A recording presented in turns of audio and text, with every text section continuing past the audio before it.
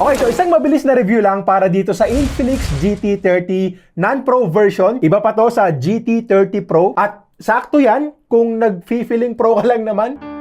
Joke lang, huwag mo munang i-close kasi mas mura to. 11,999 pesos yung SRP and syempre may promo pa sila para sa mga unang bibili. Free magphone cooler tapos for a limited time, pwede na lang nating makuha for just 10,499 pesos at sa presyong yan, ito yung ino-offer nila. MediaTek Dimensity 7400 5G, 144Hz AMOLED display with 1.5K resolution, dual speakers, 5,500 mAh battery, 4K video recording kahit pa sa selfie cam, at may mga features din na magugustuhan ng gamers like bypass charging and shoulder triggers. Ito na ba yung phone para sa'yo? Ano yung mga pros and cons? Pag-usapan natin.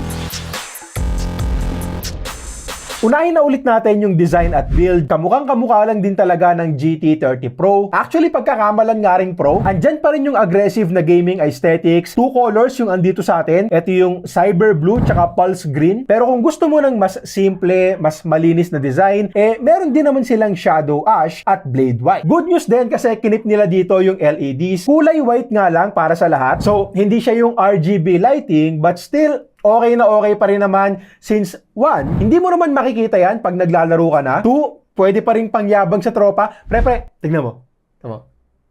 Ilaw. And number 3, ang pinakagamit lang naman talaga natin dito ay bilang notification LEDs. Yung iilaw siya pag may nag-chat or may nag-text sa'yo. But since wala namang nag-chat sa'yo, siguro okay lang kahit wala, no? Aray ko!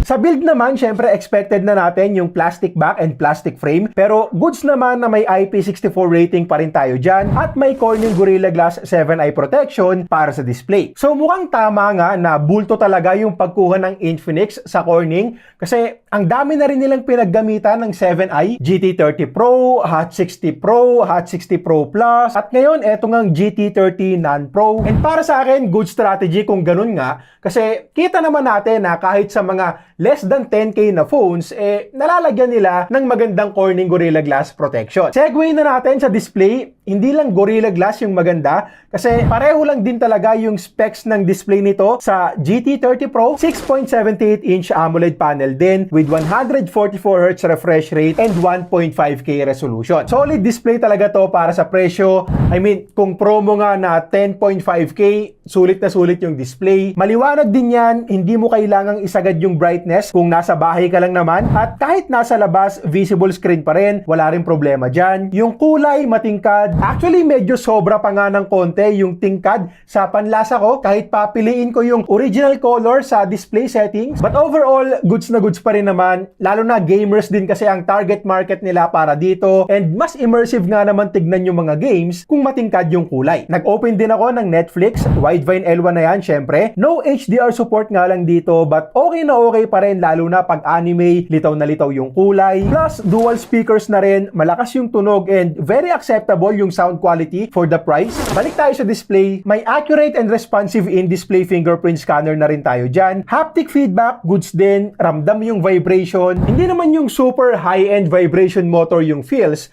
Pero sa totoo lang, mas maganda pa kumpara sa ilang mga upper mid-range phones. Ramdam yung vibration kung saan ka mismo pumipindot. So again, goods na rin talaga considering the price. Now, pag-usapan naman natin yung performance. 8 gigs of RAM and 256 gigs na storage yung meron. Malaki na yan para sa presyo and sure, UFS 2.2 lang yung type of storage na gamit dito ngayon. UFS 4.0 yung sa Pro. Pero para sa akin, hindi na para magreklamo pa. I mean, yung 30K Vivo V60 nga, di ba? UFS 2.2 din naman. Yung memory, LPDDR5X na rin. And pagdating nga sa chipset, very capable din itong MediaTek Dimensity 7400 5G. Halos 1M na rin yung nakuha kong score sa latest version ng Antutu benchmark. Take note nga lang na version 11 na kasi ngayon and mas mataas na yung bigayan ng points. Mas mababa kung pagbabasihan natin yung Antutu version 10 para lang din mas klaro sa inyo. And sa everyday apps naman natin ay mabilis din, smooth and responsive. Hindi ko lang gusto yung mga pop-ups galing sa mga bloatwares. Software side naman to at hindi siya notifications, pop-ups talaga ng mabilisan. Very annoying para sa akin, honestly. So, uninstall nyo na lang din kaagad yung mga bloatwares. Android 15 out of the box, tapos yung software support natin dito, 2 major Android upgrades at 3 years na security patches. Honestly, hindi na masama yun, kaya lang medyo weird kasi yung Infinix Hot 60 Pro Plus na mas mura, mas matagal yung promise nila. 5 years doon, and also, yung dalas ng updates, alam na rin naman natin na kailangan pang i-improve ng Infinix. Tapos sa usapang gaming naman, nag-test ulit ako ng 3 games, the usual, Mobile Legends, Call of Duty, and Genshin. Start tayo sa ML, eto yung available na settings, may ultra tayo dyan. Sa testing natin dito, very smooth, very stable, sinet ko yan sa performance mode, at hindi ko na na-encounter dito yung issue sa GT30 Pro last time, yung kailangan mo munang i-turn on yung esports mode para ma-unlock yung 120 FPS limit. Dito, hindi mo na kailangan gawin yon, basta nakaset na sa ultra frame rates, okay na. At yun nga, 120 din yung average FPS na nakuha ko. Sa Call of Duty Mobile naman, ito yung settings na available. Pwede tayong mag 90 FPS sa parehong multiplayer and BR mode. Sa multiplayer muna, 90 FPS average yung nakuha ko. No delays din naman sa gyro. Tapos sa BR mode, 89 FPS average naman. So, swabe rin talaga yung laro natin dito. Medyo malayo rin talaga yung experience kumpara sa G99, G100, or G200 chip na usually limited lang yung settings dito. At syempre dito na rin papasok yung shoulder triggers na malaking advantage din talaga sa mga games tulad nitong Call of Duty Mobile. Now, sa Genshin Impact naman, nakaset lang sa lowest preset yung graphics by default at hinayaan ko na lang yan dyan. Sinet ko na lang sa 60 FPS yung limit, pero tulad ng makikita nyo dito, kahit ganun yung sinet ko, nalilimit pa rin tayo sa 40 FPS. Good news kasi 40 FPS din naman yung nakuha kong average dyan. So, consistent at masasabi ko na playable din yung game at lowest settings. Pero take note na hindi pa rin talaga ito yung phone na pang max settings ng mga demanding games para lang din maset ng maayos yung expectations nyo. Pagdating naman sa thermals, actually hindi ko na ginamitan ng phone cooler. Una, dahil hindi naman tayo nag-max setting sa Genshin at hindi rin naman sobrang bigat ng ML tsaka Call of Duty Mobile. At pangalawa, hindi rin kasi ito nag-init ng sobra. Maganda naman yung temps na nakuha ko dito sa 3 games. 24 degrees pa rin yung room temperature natin dyan. Of course, mas mainit sa lugar, mas mainit din yung phone, but still, maganda yung nakuha nating resulta. Okay, so battery and charging tayo. Tulad lang din sa GT30 Pro, meron tayo dyang 5,500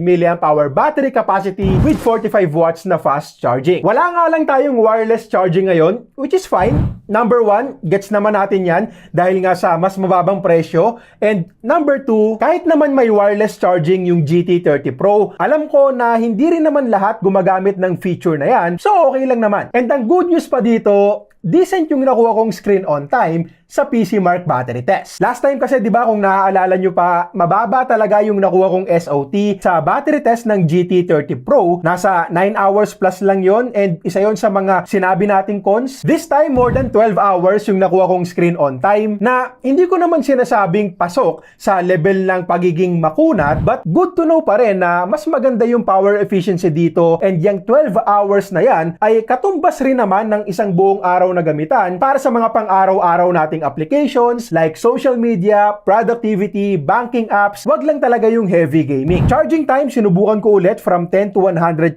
and 55 minutes lang yung inabot. Mabilis na rin. Again, bypass charging meron din. Parang requirement na nga to ng mga gamers ngayon. May mga nagagalit pa nga pag wala. At speaking of wala, sila din yung mga gamers na halos walang pakialam sa camera performance ng mga phones nila. And alam din naman ng mga brands yan, pero kahit na ganun, masasabi kong decent pa rin yung camera performance na binigay sa atin ng Infinix dito. Actually, bukod sa 64 megapixel main cam, naglagay pa sila ng ultra-wide, 8 megapixels lang, so expect na natin yung medyo OLEDs na output, pero at least, masasabi natin na legit yung dual camera setup. Ito yung mga nakuha naming photos and videos.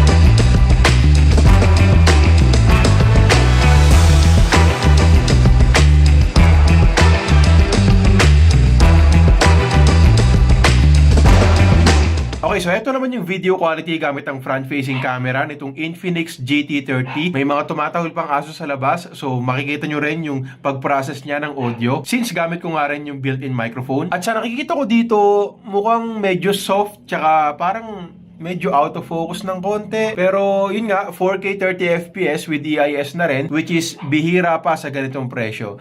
Let me know sa comments kung anong tingin nyo sa quality ng video and audio nitong Infinix GT30.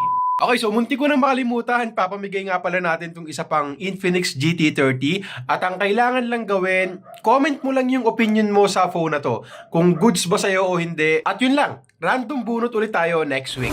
Okay, so Infinix GT30, again, 11,999 ang SRP, pero naka-promo nga ng 10,499 plus free phone cooler pa para sa mga unang bibili. Click mo lang yung YouTube shopping tab dyan sakaling interesado ka. Alam ko may mga vouchers ding ino-offer ang YouTube, so baka mas mapababa pa natin yung price. Mga bagay na nagustuhan ko dito, panalo yung performance para sa presyo. Yung display, ganun din, 10.5K mo, naka 144Hz AMOLED ka na, mataas yung resolution, maliwanag, may Gorilla Glass 7 eye protection pa, yung shoulder triggers, bypass charging, and gaming aesthetics, pasok din sa panlasa ng mga gamers. Naka dual speakers, may good haptic feedback, decent camera na rin para sa ganitong category, battery and charging, hindi na rin masama, at hindi rin naman nag-init ng sobra sa test na ginawa ko. Para naman sa cons, yung bloatwares, tsaka yung biglaang pop-ups ng Mahjong, pwede namang yan install, pero hindi kasi maganda yung ganong klase ng atake.